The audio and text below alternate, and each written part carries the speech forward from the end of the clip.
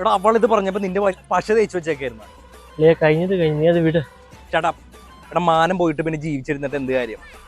അവളുടെ കയ്യിൽ നിന്ന് നിന്റെ അഴിഞ്ഞു പോയ മാനം ഞാൻ മേടിച്ചു തരും. നീ അവളായിട്ട് ഒരു മീറ്റിംഗ് അറേഞ്ച് ചെയ്തേ.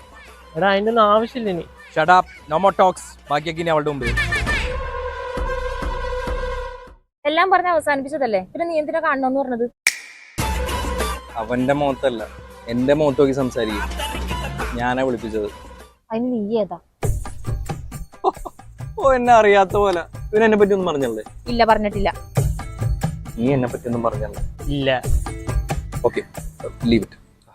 ലുക്ക് മിസ്റ്റർ പെൺകുട്ടി, കുട്ടിക്ക് ഇവനെ വേണ്ടെന്ന് പറഞ്ഞു. അതൊന്ന് ചോദിക്കാൻ വേണ്ടി വന്ന. അതിനിപ്പോ ചോദിക്കാനും പറയാനൊന്നുമില്ല. നല്ല അഹങ്കാരം ഉണ്ടല്ലേ? നല്ല അഹങ്കാരം. അയ്യോ നിങ്ങളുടെ പൊട്ടിയ ബന്ധം ഒട്ടിക്കാനൊന്നും വന്നതല്ല. ഇവൻ ഈ കച്ചവടത്തിൽ കുറച്ച് നഷ്ടം വന്ന് അത് നികത്താൻ വേണ്ടി വന്നതാ.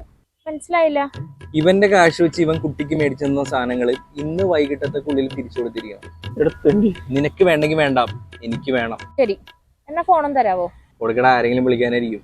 ആരെയും വിളിക്കാനൊന്നല്ല, ഇത് ഞാൻ വാങ്ങിച്ചെടുത്ത ഫോണാ.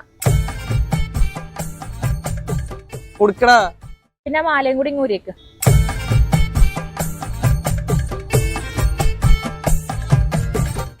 നീ അവൾക്ക് എന്തെങ്കിലും മേടിച്ചു കൊടുത്തിട്ടുണ്ടോ? ഒരു സിപ്പൊക്കെ വാങ്ങിച്ചു കൊടുത്തിട്ടുണ്ടാ. പിന്നെ ഷർട്ടും കൂടി ഇങ്ങൂരിയേക്ക്. ഊരി കൊടുക്കടാ. ഇനിയിപ്പോ അതായിട്ട് എന്തിനാ? അവന്റെ അല്ല, ചേട്ടൻ ഇട്ടിരിക്കുന്ന ഷർട്ടേ ഞാൻ വാങ്ങിച്ചു കൊടുത്തത് അവന്.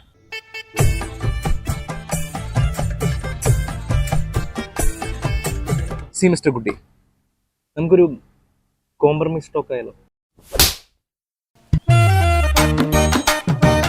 ഇത് നിനക്ക് അറിയാം മാനം തിരിച്ചു പിടിക്കാനുണ്ട്.